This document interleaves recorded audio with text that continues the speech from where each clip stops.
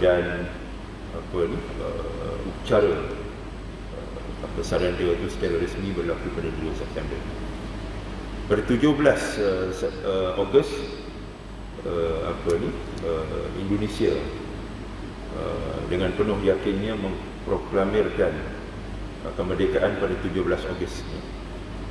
Yang sepatutnya pada waktu itu regunya itu Dr. Burhanuddin Al-Hilmi dan Haji Ibrahim Yaakob sepatutnya melakukan yang sama di dalam di dalam semangat Melayu Raya ataupun Indonesia Raya, tapi dalam keadaan tidak mendapat dukungan yang kuat daripada masyarakat ketika itu berbanding dengan saudara-saudara kita di Indonesia. Dalam keadaan teragak-agak itu maka masuklah bintang 3 dan bermahajaran lela kurang dalam 2 atau 3 minggu, sehinggalah kedatangan tentera British dan melaksanakan pemerintahan BMA, British Military Administration. Sedangkan saudara kita di Indonesia juga menyambut kedatangan tentera Belanda dan British yang disebut sebagai NICA, NICE, dengan bambu runcing. Jadi mereka terpaksa pertahankan kemerdekaan mereka dalam perang revolusi selama 5 tahun. Jadi perjuangan yang ditempuh ni begitu lama dan kita, sehinggalah Haji Agus Salim berkeliling dunia dan meyakinkan negara-negara umat Islam di Timur Tengah dan Pakistan contohnya untuk mendapatkan kemerdekaan, pengiktirafan kemerdekaan itu melalui PBB. Dan pada tahun 1950 Indonesia pun mendapat status kemerdekaannya secara de jure, maknanya secara pengiktirafan undang-undang. Adapun kita sedikit, bukan sedikit tapi agak lama tertangguh, dan kita mendapat kemerdekaan pada 31 Ogos 1957, iaitu saya akan hurai peristiwa-peristiwa yang berlaku sehingga kita mencapai kemerdekaan. Dan pada 16 September 1963 terbentuklah Persekutuan Malaysia yang turut disertai oleh Sabah, Sarawak dan Singapura. Adapun Brunei tidak ikut serta, berlaku pemberontakan dan sebagainya. Dan Singapura kekal di dalam Persekutuan Malaysia selama 2 tahun saja dan dikeluar pada 9 Ogos dan diisytiharkan kemerdekaannya pada hari kebangsaannya pada 9 Ogos. Jadi bulan Ogos ini adalah bulan yang sangat syarat dengan peristiwa-peristiwa sejarah yang berkaitan dengan negara kita. Jadi saya akan ulas sedikit tentang penjajahan British menjelang kemerdekaan dan sehinggalah kita memperoleh kemerdekaan pada 31 Ogos 1953. Tuan-tuan yang dirahmati Allah, kalau kita perhatikan Perang Dunia Kedua yang berakhir pada tahun 1945, itu adalah merupakan suatu peperangan yang mengunci ataupun menentukan nasib United Kingdom, sebab dia mengalami kemelesetan ekonomi yang sangat dahsyat.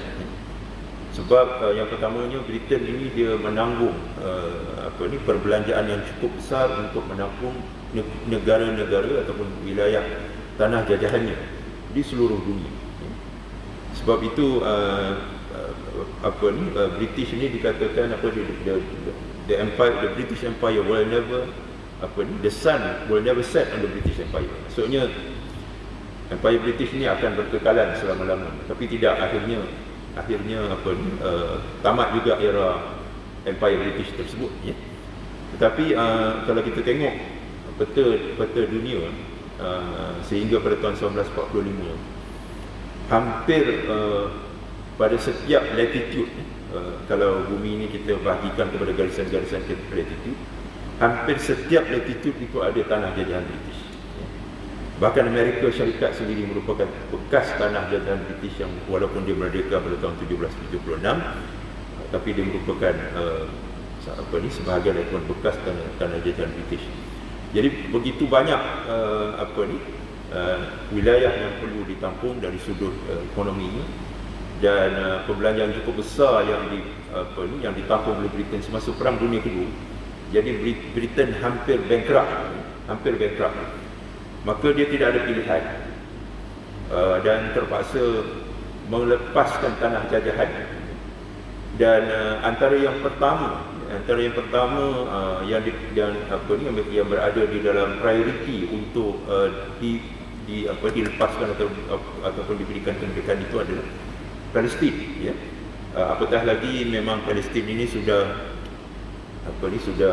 menjadi agenda Zionis, ya, sejak tahun 1917 lagi secara rasminya, apabila deklarasi Balfour ditandatangani dan di mana Britain telah memberi izin kepada orang-orang Yahudi untuk berhijrah ke bumi Palestin. Lalu mereka merangka agenda jangka panjang sehinggalah mereka akhirnya berjaya mendirikan sebuah negara haram Israel pada 15 April 1948, ya. Dan kita lihat pada dalam tempoh 3 tahun daripada tahun 1945 hingga 1948, beberapa negara juga terpaksa dilepaskan oleh British. Antaranya yang paling penting adalah India. Dan India ni dikatakan sebagai the crown colony, maksudnya tanah jajahan penting, ya, bagi Britain. Tetapi setiap kali Britain memberikan kemerdekaan kepada tanah jajahannya, maka dia akan meninggalkan satu legacy yang terpaksa ditanggung oleh umat Islam. Contohnya, apabila India disediakan kemerdekaan, kemudian berpisah dengan wilayah yang merupakan majoriti umat Islam, dan terbentuklah negara Pakistan pada tahun 1947. Pada masa yang sama, ada satu wilayah yang menjadi pertikaian, iaitu Kashmir, Jammu dan Kashmir, ya. Yang mana oleh kerana Jammu dan Kashmir ini merupakan majoritinya umat Islam, tapi India enggan melepaskannya sebab kerana kepentingan strategik dan ekonomi, ya. Dan oleh kerana itu dibuat satu plebiscite ataupun referendum, ya. PBB melaksanakan referendum, dan dalam referendum ini penduduk rakyat Kashmir dan Jammu bersetuju ataupun memilih untuk berada di dalam negara Pakistan. Tapi itu tidak dihormati, dan India menghantar tentera, lebih kurang 1 juta tentera, untuk maknanya meredam ataupun menghalang proses Kashmir untuk berintegrasi ataupun menjadi sebahagian daripada negara Pakistan. Kita tengok daripada tahun 1948 sehinggalah hari ini, ya. Bahkan apabila Modi menjadi Perdana Menteri India, dia melaksanakan beberapa tindakan yang sangat dahsyat, ya. Itu antaranya menutup sempadan Kashmir. Menutup sempadan ni dalam konteks hari ini, tuan-tuan, bukan sekadar menutup secara fizikal, tapi menutup hubungan maya, ya. Maksudnya tidak ada hubungan internet, ya. Sehingga hari ini, lebih kurang dalam setahun dah, ya, kita tidak tahu apa yang berlaku di Kashmir. Pembunuhan demi pembunuhan berlaku, yang mereka menggunakan senjata yang menyebabkan luka yang parah, dan menyebabkan buta sebab dia senjata yang digunakan itu, peluru tu berbentuk pellet yang pecah, dan menyebabkan orang yang terkena tembakan tu cacat, dan kalau kena pada bahagian mata, selalunya mereka memang tuju dekat bahagian itu yang akan menyebabkan buta, ya. Jadi kemudian India telah membatalkan beberapa akta yang mana memberikan sekurang-kurangnya kuasa otonomi kepada Kashmir. Sekarang ni Kashmir dianggap sebahagian daripada negara India, ya. Sebahagian daripada wilayah India. Jadi inilah satu wilayah yang kita kena peka, ya, dan terus mengikuti perkembangan ini. Kami di MyCare juga ada hubungan yang baik dengan kedutaan Pakistan, dan kedutaan Pakistan ni antara yang paling aktif lah untuk address ataupun terus membela rakyat Kashmir. Jadi itulah situasinya. Dan satu lagi tempat ialah Burma. British juga memerdekakan Burma, tetapi meninggalkan satu legasi yang ditanggung sehingga hari ini. Itulah dia masalah Rohingya, ya. Sebab Arakan sebenarnya adalah sebuah negara yang berdaulat, sebuah negara Islam yang berdaulat sejak kurun yang ke-18, ya. Dan apabila Britain memberikan kemerdekaan kepada Burma, itu sekarang Myanmar, dimasukkan wilayah Arakan itu sekali. Jadi sehingga ini orang-orang Rohingya yang merupakan penduduk Rakhine ataupun Arakan terpaksa berhadapan dengan situasi diskriminasi. Bahkan akhirnya pada tahun 1982 mereka dibatalkan kerakyatan mereka dan mereka menjadi stateless, ya. Stateless. Dan bila mereka tidak mempunyai taraf kerakyatan, semua bentuk hak sebagai warga negara itu dihapuskan, termasuklah hak untuk mendapatkan pendidikan. Maknanya anak-anak mereka tak boleh pergi sekolah, mereka tak boleh bernikah, ya, sebab pernikahan itu tak boleh didaftarkan, ya. Begitu juga kelahiran, semuanya. Mereka ni dianggap sebagai nak kata pendatang tak boleh, sebab mereka ni memang penduduk asal di negara tersebut, ya, penduduk asal. Tapi hak kerakyatan mereka dibatalkan, dan kerana itu mereka melancarkan operasi ketenteraan, ya, menyerang kampung-kampung, melakukan pembunuhan yang sangat dahsyat. Dan orang-orang Rohingya tu hanya dibagi satu pilihan, iaitu kalau mereka nak keluar daripada Rohingya, itu dibenarkan. Sebab tu orang-orang Rohingya, the boat people hari ini, boat people ni yang keluar ke laut mencari perlindungan di negara-negara Asia, di Malaysia, Indonesia, Thailand dan sebagainya, itu mereka tak halang, ya. Itu tak halang. Bahkan mereka benarkan sedikit-sedikit untuk beroperasi, mengambil wang daripada rakyat Rohingya dan mengatur urusan perjalanan mereka, ya. Jadi itulah dilema ataupun kezaliman yang dihadapi oleh saudara-saudara kita di Rohingya. Kemudian kita lihat pula selain daripada India, kemudian Burma, terlihat juga bekas tanah jajahan Amerika, iaitu di Filipina. Kita tahu Filipina ni dia berdepan dengan Sepanyol selama lebih kurang 300 tahun dan tak pernah mengakui dia dijajah oleh Sepanyol. Tak pernah mengakui. Terutama bahagian selatan. Kita tengok Mindanao, Palawan, Kepulauan Sulu, itu adalah merupakan negeri yang berdaulat. Ada kesultanan, Sultan Maguindanao, ya. Kemudian ada dua kesultanan dekat situ. Satu adalah Maguindanao, satu lagi Maranao, ya. Dan mereka berjuang melawan Sepanyol ni sejak tahun 1578 sehinggalah 1899, ya. Dan pada tahun 1899 ni berlaku peperangan antara Sepanyol dengan Amerika Syarikat yang menyebabkan Sepanyol kalah dan dia jual semua tanah jajahan, dia jual kepada Amerika, termasuklah Kepulauan Guam, kemudian beberapa tanah jajahan di Amerika Selatan dan termasuk Filipina, ya. Dan sejak daripada tahun 1899 umat Islam di Mindanao dan juga di Kepulauan Sulu melawan Amerika pula. Berlaku peperangan yang sangat dahsyat ni, tuan-tuan dan puan-puan, pada permulaan kurun yang ke-20. Peperangan itu berterusan sampailah Jepun masuk ke Filipina dalam Perang Dunia Kedua. Dan apabila Jepun kalah, Amerika mengisytiharkan kemerdekaan kepada Filipina dan dia masukkan sekali Mindanao dan Kepulauan Sulu.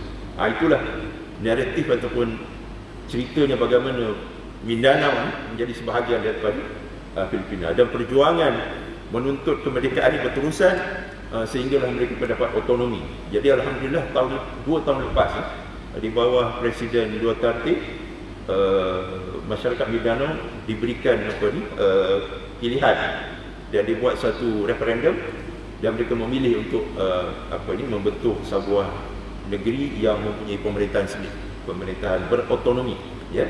Namun kita tahu Mindanao terus diancam dengan pemberontakan oleh kumpulan ISIS ni, seperti yang berlaku di Marawi. Jadi itulah situasi yang berlaku di negara-negara Islam, termasuk di negara kita, yang mana Britain telah sejak daripada awal kurun ke-20 lagi telah mengambil langkah-langkah untuk melaksanakan pemerintahan pecah dan perintah. Dan kita tahu negeri-negeri Melayu di sebelah utara, contohnya Kedah, Terengganu, Kelantan dan Perlis, itu menjadi sebahagian daripada tanah Melayu. Asalnya ini adalah sebuah wilayah yang cukup besar, ya, menganjur daripada Kedah sampai ke Tanah Seri, iaitu Tanah Seri, Myanmar. Negeri-negeri Melayu seperti Singgora, Ligor, Patani, Yala, Naratiwat, Suratani, Bedelung, yang sekarang ni semuanya sudah ditukar ke nama-nama Siam. Ligor, Nakhon Sitamarat, Patani lah, tapi menjadi sebuah negara yang kecil, negeri yang kecil. Sebelumnya dia merupakan Patani Raya yang cukup besar, yang meliputi hampir sebahagian besar daripada Segenting Kelang. Kemudian Singgora jadi Sokhla, Bedelung jadi Patalung, Menara jadi Naratiwat, jadi Chaya jadi apa ni, dulunya banyak lagi lah, Krabi, Phuket, itu semuanya adalah negeri-negeri Melayu, ya. Tapi pada tahun 1909 British telah membuat perundingan dengan Siam, ya. Dia kata sebelum tu Kelantan, Terengganu, Kedah, Perlis ni adalah di bawah pentadbiran Siam, kedaulatan Siam, dan Britain bertindak sebagai pelindung. Jadi ini suatu yang pelik lah. Pada tahun 1862 lagi Britain sudah menganggap ataupun telah melakukan satu perancangan, walaupun negeri-negeri Melayu di utara Semenanjung ini menjadi sebahagian daripada wilayah Siam, dia menganggap dia sebagai protector ataupun pelindung di bawah pelindungan Britain. Saya tak tahu macam mana liciknya Britain dalam perkara ini, sebab kita tahu Britain ni dia bahagi-bahagikan tanah Melayu ni kepada tiga, kan. Satu, negeri-negeri selat, kemudian negeri-negeri tak bersekutu, dan negeri-negeri bersekutu. Negeri-negeri tak bersekutu inilah yang dikatakan sebagai wilayah Siam yang dilindungi oleh Britain. Begitulah kita ni menjadi bidak-bidak dicatur oleh kuasa-kuasa besar.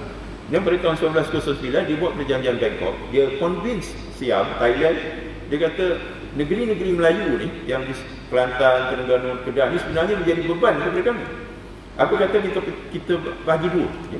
Maknanya yang di sebelah utara tu, Patani, Naratiwat, Yala tu semua kamu ambil. Itu menjadi kekal menjadi wilayah Siam. Adapun kami serahkan kepada kami Kedah, Kelantan, Perlis dan Terengganu. Itulah liciknya Britain, ya, dalam urusan pencarian perintahan. Kemudian pada tahun 1963 bila terbentuknya Malaysia,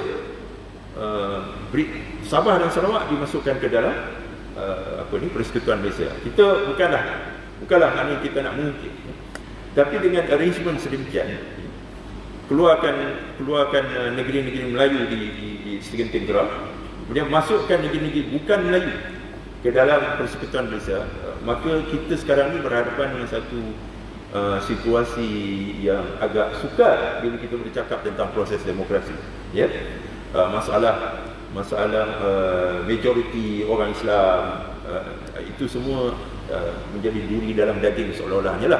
Tapi kita kena juga melihatnya sebagai satu hikmah. Kemungkinan ada kelebihan-kelebihan untuk kita, maknanya kita sebagai rakyat Malaysia ni meningkatkan usaha ni untuk dakwah, ya, untuk membuktikan bahawa kita mampu untuk mentadbir negara ini walaupun ianya berbilang kaum, ya. Kita adalah sebuah negara Islam yang progresif, mengambil contoh-contoh daripada Baghdad, daripada Andalus, daripada Baitul Maqdis yang juga merupakan sebuah wilayah-wilayah majmuk, ya, yang pernah ditadbir oleh Islam dan mencapai satu tahap kemajuan yang membanggakan. Jadi itulah hakikat yang kita hadapi di negara kita dan juga di wilayah-wilayah Islam di seluruh dunia pada tahun-tahun menjelang kemerdekaan dan selepas. Baik, saya nak sebut dekat sini apa yang berlaku di negara kita. Bermula daripada tahun 1945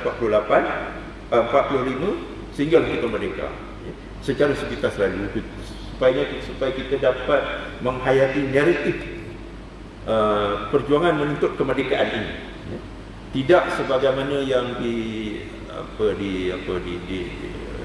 naratif yang rasmi, ya, yang mananya telah membahagikan perjuangan untuk memperoleh kemerdekaan ini kepada dua kelompok. Yang satu dipanggil arus perdana, yang satu lagi dipanggil golongan kiri. Ya. Baru-baru ni saya diinterview oleh The Rakyat Post. Saya kata hasrat saya ialah kalau boleh janganlah lagi kita membeza-bezakan ya, tokoh-tokoh pejuang kemerdekaan ini kepada golongan kiri dan juga kepada golongan arus perdana. Dan saya selalu sebut, bukan kita tidak menghargai perjuangan Tunku Abdul Rahman Putera Al-Haj almarhum. Kita menghargainya. Tetapi kalau kita angkat sekali Ibrahim Yaakob, kita angkat sekali Dr. Burhanuddin Al-Hilmi, angkat sekali Syekh Ustaz Abu Bakar Al-Baqir, ya, maka bintang almarhum Tunku Abdul Rahman Putera Al-Haj itu akan semakin bersinar. Ya. Sebab sejarah ni kita perlu ambil selengkapnya.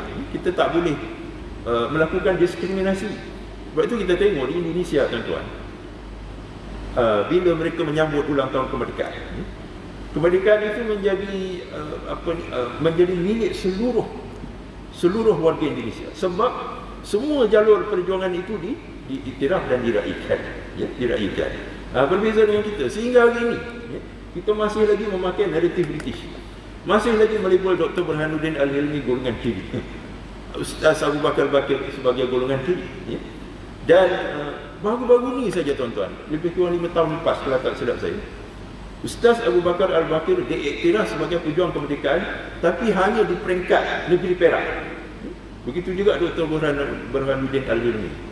Mereka ini diiktiraf sebagai pejuang kemerdekaan secara anumerta. Maksudnya setelah mereka meninggal dunia.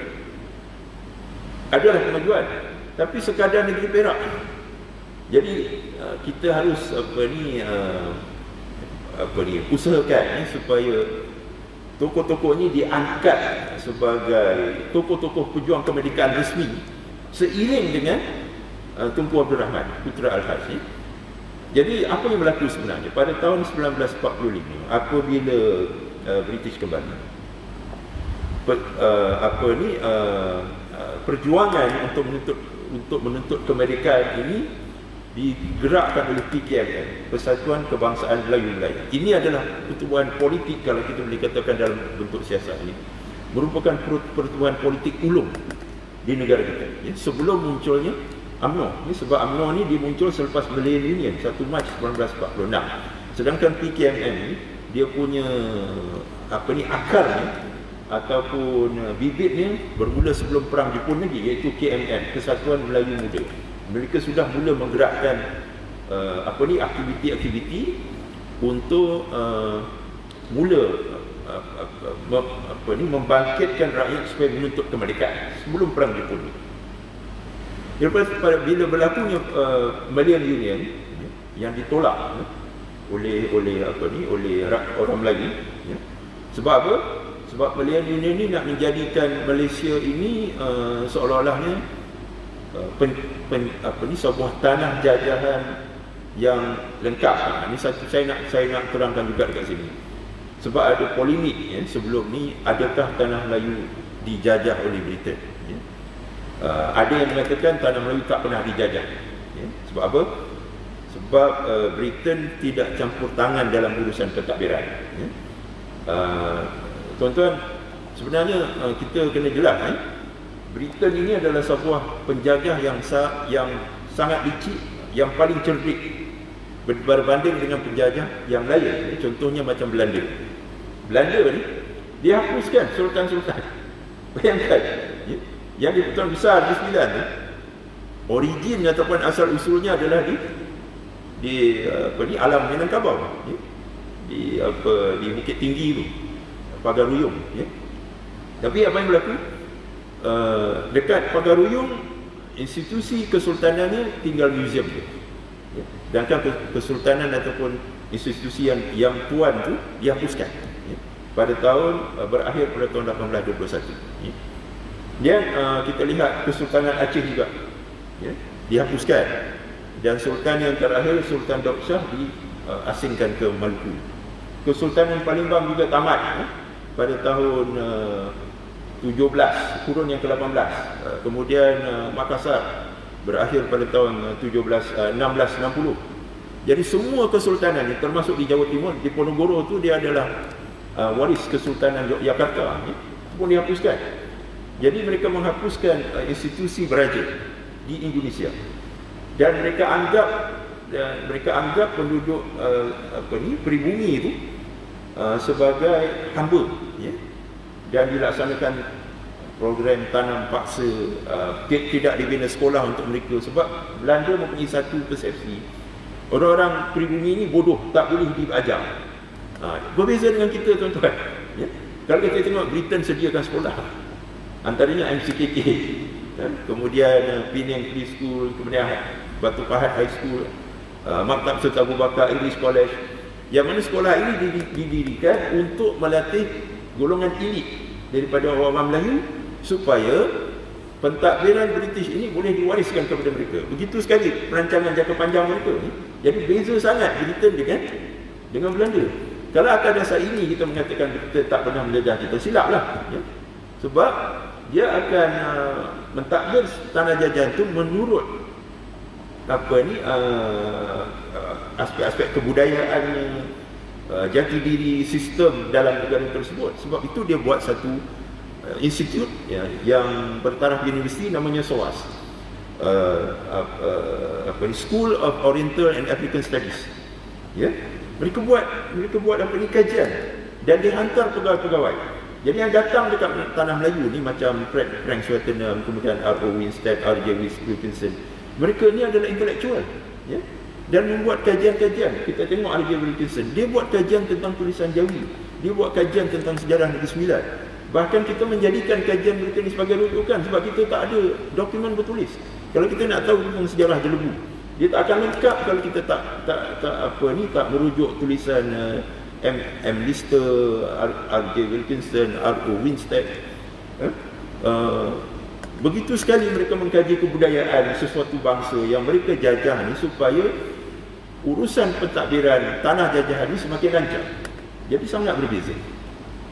Jadi janganlah paling kita mengambil secara literal ni. Oleh kerana Britain panggil tanah Melayu ni protectorate, wilayah yang dilindungi, maka kita tak pernah dijajah.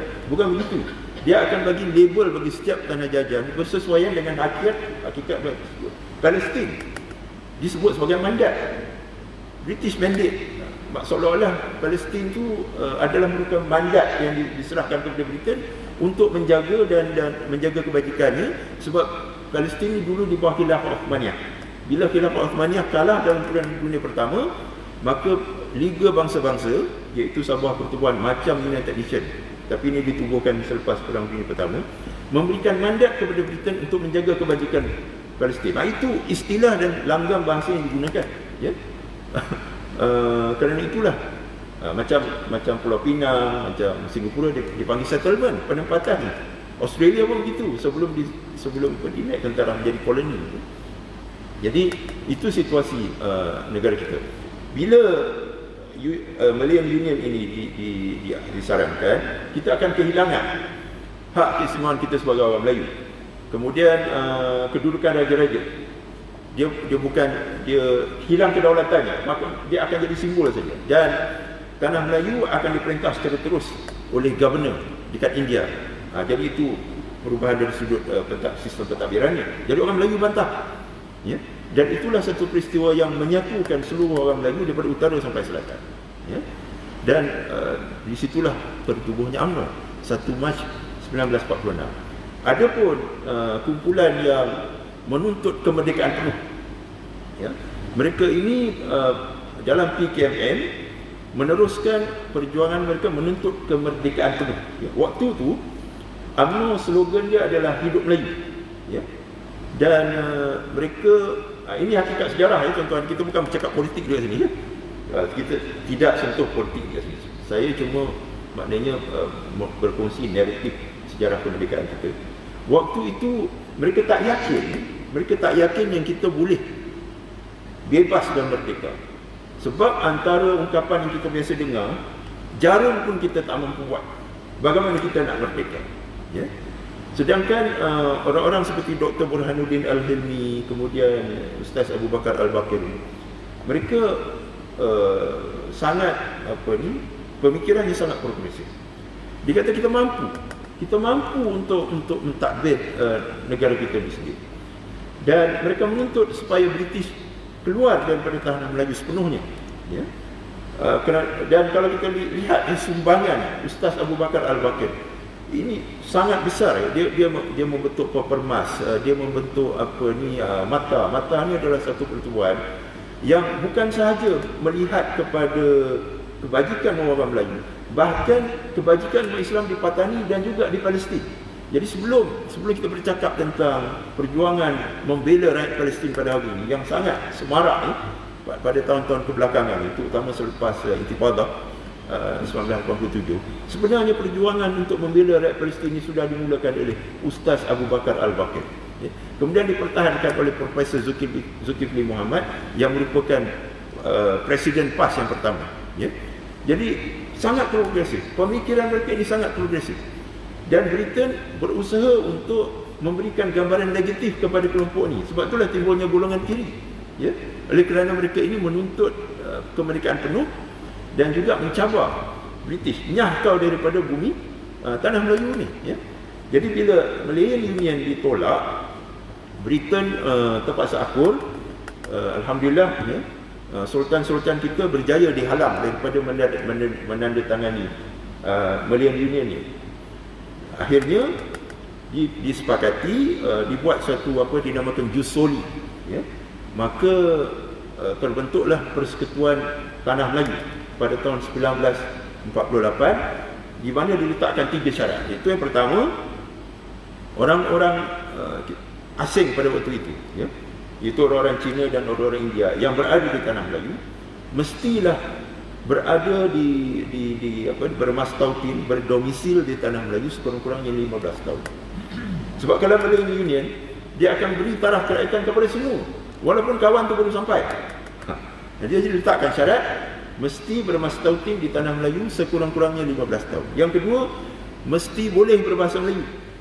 Ini isunya sekarang, kan? Isunya sekarang ni, kan? Ada yang tak boleh bahasa Melayu, kan? Kenapa kita membiarkan keadaan ini? Ini sangat menyedihkan. Bagaimana kita nak membentuk sebuah negara yang bersatu padu, ya? Yang mempunyai jati diri kalau ada yang tak boleh berbahasa Melayu. Bila tak ada bahasa Melayu, maknanya tak ada jambatan. Tak ada jambatan kebudayaan, ya? Tak ada jambatan jambatan keharmonian. Kita bercakap tentang muhibbah, ianya pasti gagal, ya? Sebab ada sebahagian yang tak boleh menghayati bahasa ibunda negeri tersebut. Jadi kita haraplah selepas ini generasi hari ini dan generasi akan berusahalah supaya semua suku etnik yang ada dekat Malaysia ni mempunyai jati diri Malaysia. Maksudnya yang paling penting boleh berbahasa Melayu. Kemudian mengiktiraf keistimewaan orang Melayu dan kedudukan raja-raja Melayu. Itulah antara syarat-syarat yang telah diletakkan sehingga orang Melayu boleh terima, ya? Orang Melayu boleh terima. Tapi dalam masa yang sama, di antara 1946 dan 1948, Dr. Burhanuddin Al-Hilmi, ya, yang merupakan Presiden kepada PKMM waktu itu, telah bekerjasama dengan AMCJA dan membentuk apa yang disebut sebagai Putra AMCJA.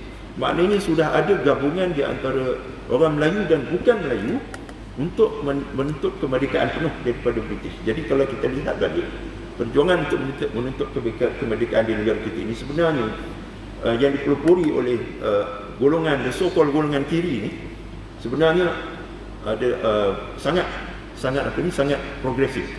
Dia melihat hakikatnya tanah Melayu ketika itu akan menjadi sebuah masyarakat majmuk.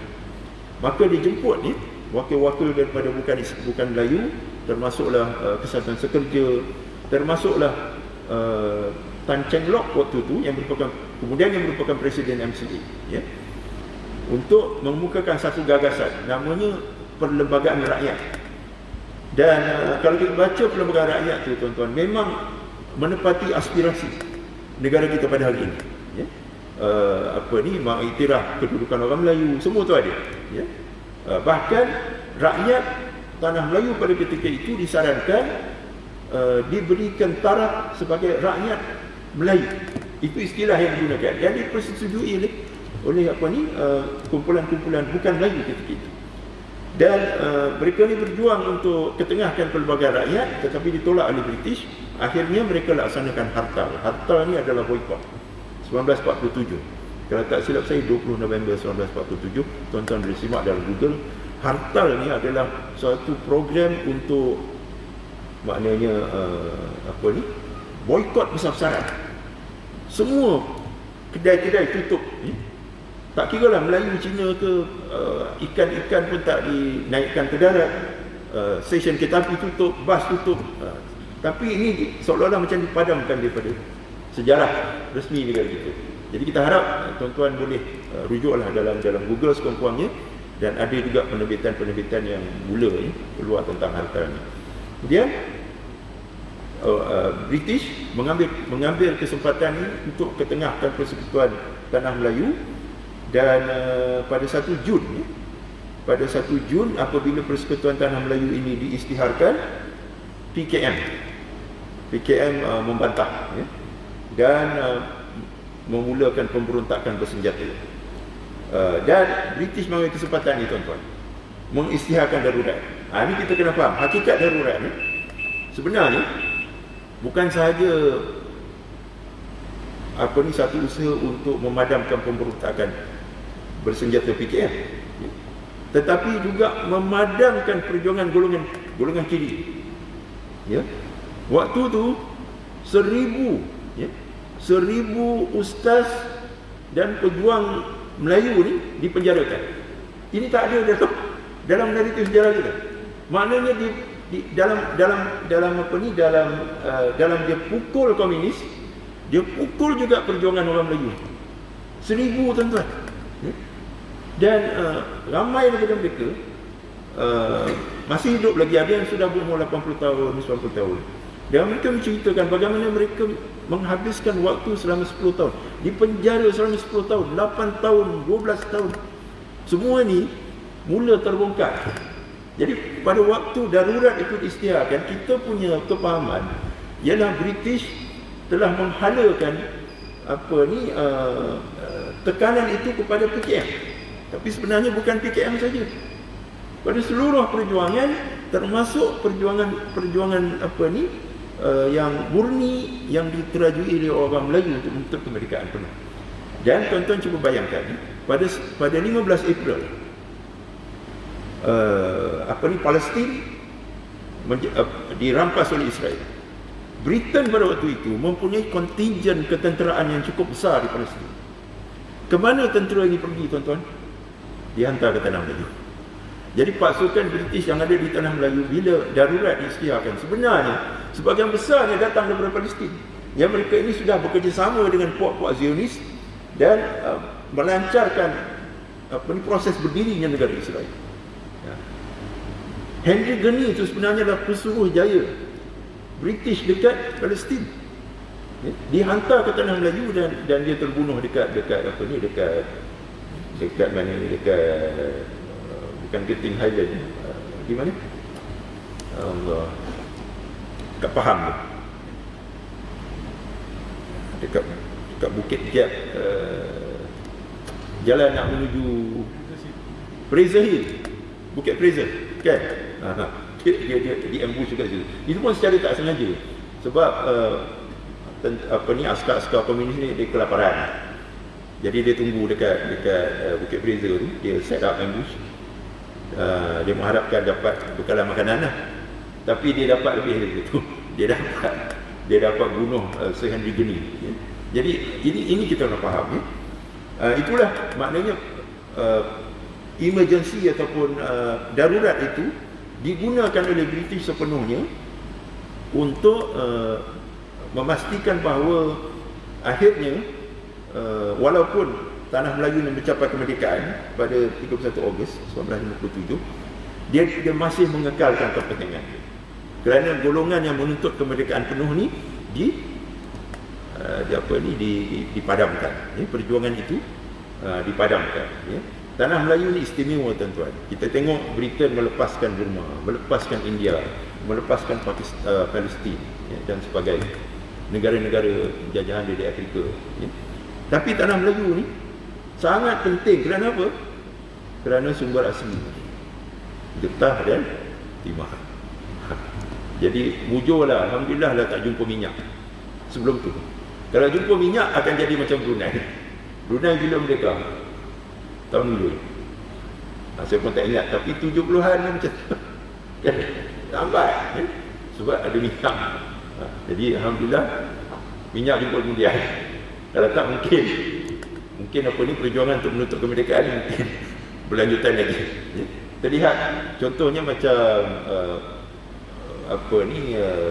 syarikat-syarikat seperti Guthrie, Sime Darby kan adalah milik British, sehinggalah berlaku Dawn Raid pada tahun 1980. Waktu tu Tun Mahathir kan, dia melakukan program Dawn Raid ni dan mengambil alih syarikat-syarikat ni. Guthrie, Sime Darby, semua ni syarikat British. Bayangkan sehingga 1980 mereka masih merupakan pemegang syarikat-syarikat utama berkaitan dengan peladangan, berkaitan dengan pelumbungan dan sebagainya.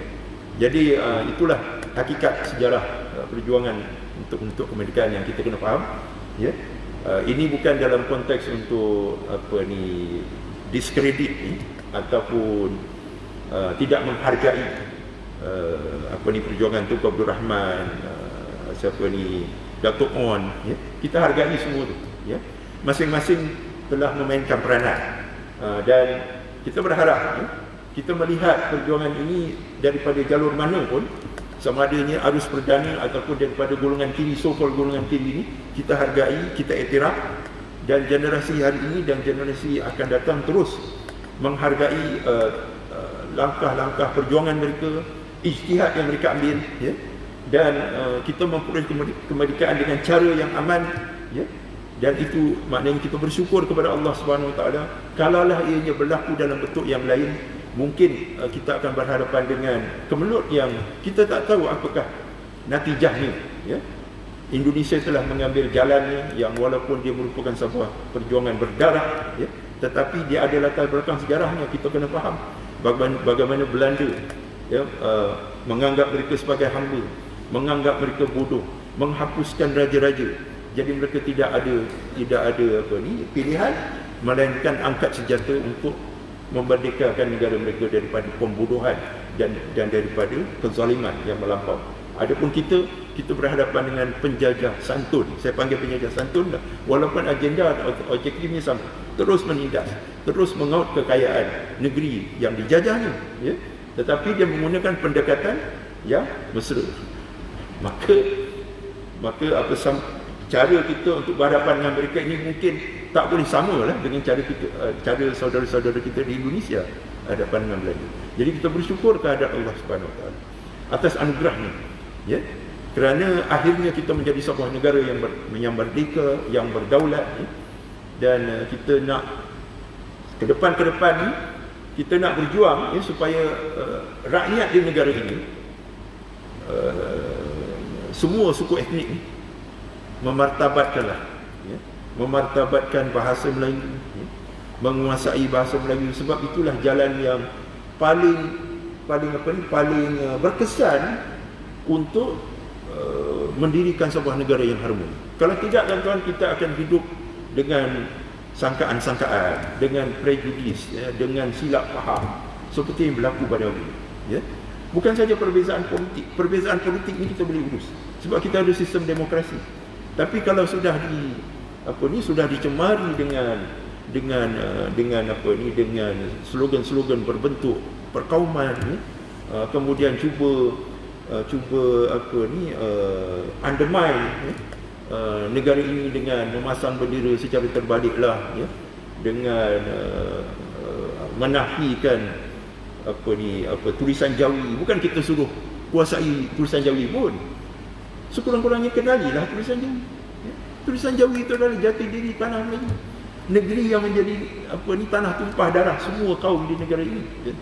Cheng Ho dulu dia cuma kenal tulisan Jawi. Bila dia sampai kat Melaka, itulah tulisan kita, Ya. Semua perjanjian yang dibuat dengan Britain semua dengan tulisan Jawi. Antara Francis Light dengan Sultan Kedah, tulisan Jawi. Ya. Tulisan Jawi adalah jati diri kita. Tapi yalah, kita pun tidak menyalahkan takdir. Ya. Tulisan Jawi akhirnya terpinggir. Ya. Marilah kita martabatkan kembali. Saya puji negeri Pahang. Ya. Saya baru balik daripada Pahang. Ya. Telah dibuat satu ketetapan, satu undang-undang, setiap kedai mesti ada tulisan Jawi, ya, pada apa ni, kain pengidang dia ataupun pada papan tanda syarikat dia. Kita tengok even Caltex pun ada tulisan Jawi, Petronas ada tulisan Jawi, ya. Apa ni, Sarkom, ya, tulisan Jawi, ya. Pasca bayar tulisan Jawi. Saya maknanya kita pujilah inisiatif yang diambil oleh kerajaan negeri Pahang, ya, untuk menguatkuasakan, ya, sekurang-kurang, ya, semua orang kenal tulisan Jawi, dan itu menjadi langkah pertama untuk kembali mengenali tulisan Jawi, ya, yang berdasarkan kepada aksara-aksara Al-Quran sebenarnya, alif, bata semua itu, kan, ditambah betapa inovatifnya kita, ditambah dengan aksara-aksara tambahan, va, ca, nga dan sebagainya, kan. Itulah inovasi orang Melayu, ya. Tapi tetap, ya, Rabbani, tetap Rabbani, sebab aksaranya adalah aksara-aksara Al-Quran, ya. Jadi itu menunjukkan kepada kita bahawa political will, kehendak politik itu cukup penting, ya, untuk menetapkan satu gagasan, ya, suatu tindakan yang boleh membawa kita ke arah